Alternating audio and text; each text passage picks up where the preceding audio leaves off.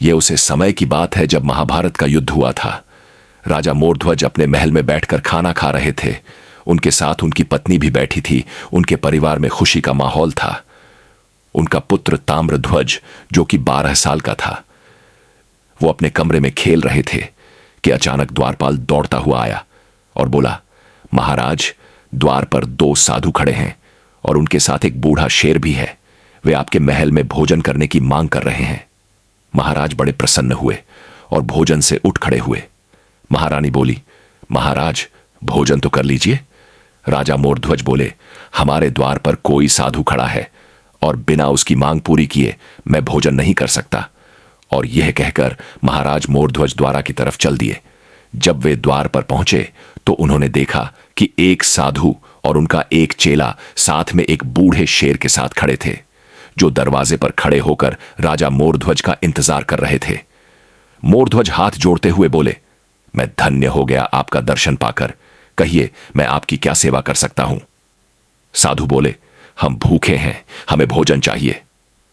राजा मोरध्वज बोले, अहो भाग्य हमारे कि हमारे द्वार पर साधु पधारे। आइए, हम आपको भोजन कराते हैं। साधु बोले, नहीं, हम ऐसे किसी महल के अंदर नहीं जाएंगे। पहले तुम संकल्प लो कि कहीं तुम हमें निराश तो नहीं करोगे। और यह कहते हुए साधु अपने कमंडल से जल गिराने लगे। राजा मोरध्वज कमंडल के जल को रोकते हुए संकल्प लिए और फिर राजा मोरध्वज, साधु, बूढ़ा शेर और साधु का चेला सब महल के अंदर गए। जैसे ही साधु और उनके चेले के सामने महाराज मोरध्वज भोजन की थाली लेकर आए और राजा मोरध्वज बोले, महाराज, आप भोजन कीजिए। इतने में साधु को गुस्सा आया और वह क्रोधित हो गए। राजा मोरध्वज से बोले, मूर्ख, तुम्हें सिर्फ हम 2 दिखाई दे रहे हैं? क्या हमारा बूढ़ा शेर भोजन नहीं करेगा? इसे भूखे वापस भेजोगे? राजा मोरध्वज बोले, नहीं महाराज, मैं इस बूढ़े शेर के भी भोजन की व्यवस्था करूंगा। साधु बोले, कैसे करोगे? हमारा शेर मांसाहारी है और इसे सिर्फ मांस पसंद है। राजा मोरध्वज बोले, महाराज, मुझे पता है कि शेर को सिर्फ मांस पसंद है। मैं इसके लिए मांस की ही व्यवस्था करूंगा। साधु बोले, कैसे करोगे मांस की व्यवस्था? क्या इसके लिए अपने किसी निर्दोष प्रजा की हत्या करोगे? राजा मोरध्वज बोले, नहीं महाराज।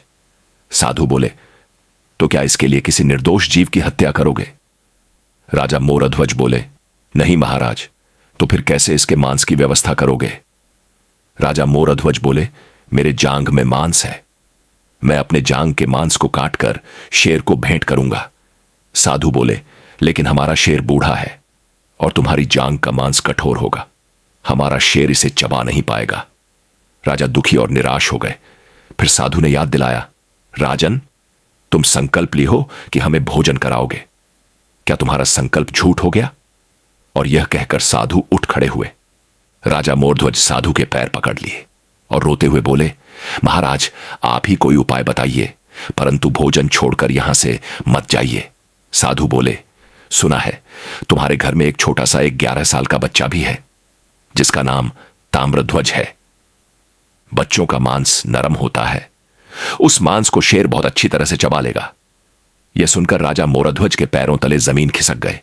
आकाश में बिजलियां चमकने लगी। राजा मोरध्वज की आंखों से नदियां बहने लगी।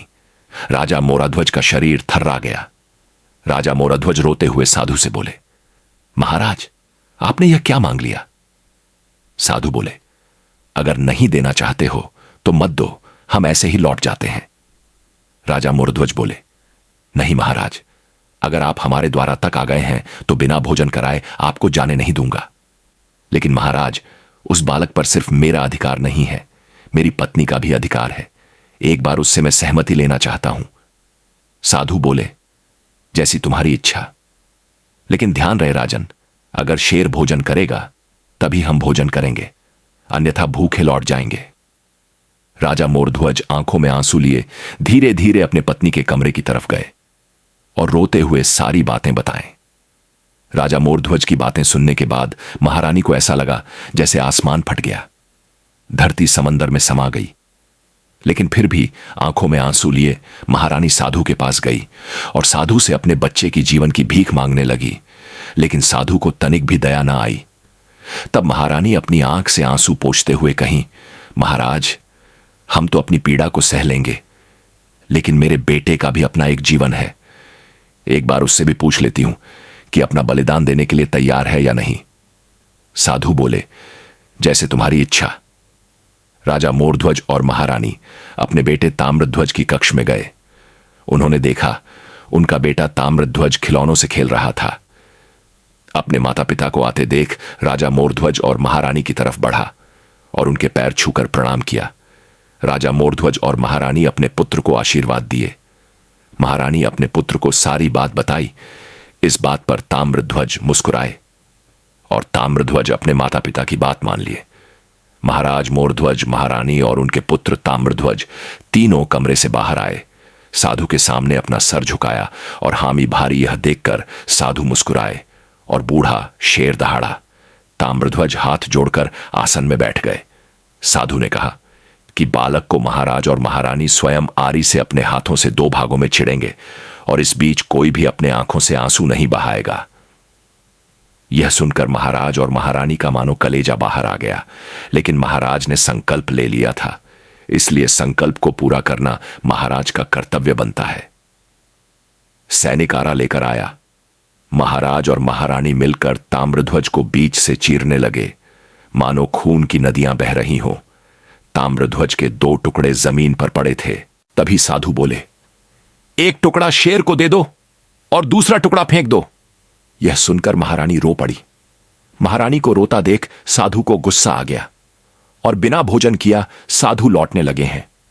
महाराज मोरध्वज साधु के पैर पकड़ लिए। महाराज मोरध्वज बोले, अब मुझसे क्या गलती हो गई कि आप बिना भोजन किया जा रहे हैं? साधु बोले, संकल्प के मुताबिक आप दोनों को रोना नहीं था, लेकिन महारानी रो रही है, इसलिए हम भोजन नहीं करेंगे। महारानी बोली, महाराज, मैं इसलिए नहीं रो रही कि मेरे पुत्र की बलि चढ़ गई। मैं इसलिए रो रही हूं कि मेरे पुत्र के बलिदान का एक ही हिस्सा काम आया है। साधु बोले, जो भी हो, लेकिन तुमने रोया है, इसलिए मैं भोजन नहीं करूंगा। यह कहकर साधु वहां से चले गए हैं। महाराज मोरध्वज और महारानी फूट फूट कर रो रहे थे। महाराज मोरध्वज कह रहे थे, मैं कैसा पिता हूं जो अपने बेटे की हत्या कर डाला। मेरी प्रजा मुझे हत्यारा कहेगी। जो अपने ही परिवार की रक्षा न कर पाया, वह राज्य की रक्षा कैसे करेगा? इतने में एक आवाज आई, पिताजी उठ जाइए, पिताजी उठ जाइए। सुबह हो गई और जैसे ही महाराज मोरध्वज की नींद खुली तो उन्होंने देखा उनके सामने उनका पुत्र ताम्रध्वज खड़ा था और अपने पुत्र को उन्होंने गले लगा लिया और कहने लगे, प्रभु, यह कैसी परीक्षा थी? यह सुनकर महारानी भी दौड़ती हुई आई और कहने लगी, कैसी परीक्षा? इतने में भगवान श्री कृष्ण स्वयं प्रकट हो गए हैं और कहने लगे, मांगो मोरध्वज, आज जो तुम मांगोगे तुम्हें वह मिलेगा। मोरध्वज हाथ जोड़ते हुए कहे, यह क्या था प्रभु? तब भगवान श्री कृष्ण ने बताया, महाभारत का युद्ध समापन हुआ है और पांडवों की जीत हुई। जीत की खुशी में युधिष्ठिर ने यज्ञ किया था। यज्ञ के बाद हर जरूरतमंद को वह सब चीज दी गई जो जिसकी जरूरत थी। यह देखकर अर्जुन को अपने भाई युधिष्ठिर पर गर्व होने लगा और अर्जुन कहने लगे, मेरे भैया युधिष्ठिर जैसा दानी पूरे ब्रह्मांड भी नहीं है।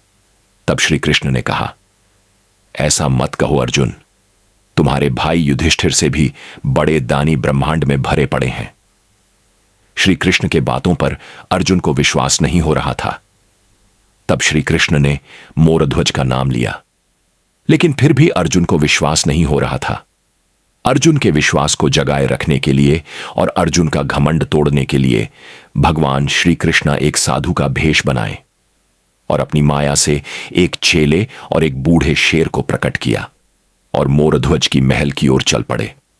मोरध्वज का त्याग देखकर अर्जुन हाथ जोड़कर धरती पर गिर पड़े और भगवान श्री कृष्ण से क्षमा मांगी। मोरध्वज हाथ जोड़ते हुए भगवान श्री कृष्ण से कहें, हे प्रभु, आपने मेरी ऐसी परीक्षा तो ले ली, लेकिन फिर किसी साधारण प्राणी की ऐसी परीक्षा मत लेना, नहीं तो वह इस परीक्षा में असफल हो जाएगा। भगवान श्री कृष्ण मोरध्वज को आशीर्वाद दिए और कहें कि यह धरती जब तक रहेगी तब तक मोरध्वज की कथा सुनाई जाएगी। फिर से राजा मोरध्वज, महारानी और उनके पुत्र ताम्रध्वज अपने महल में खुशी की जिंदगी बिताने लगे और महाराज मोरध्वज की जय जयकार होने लगी।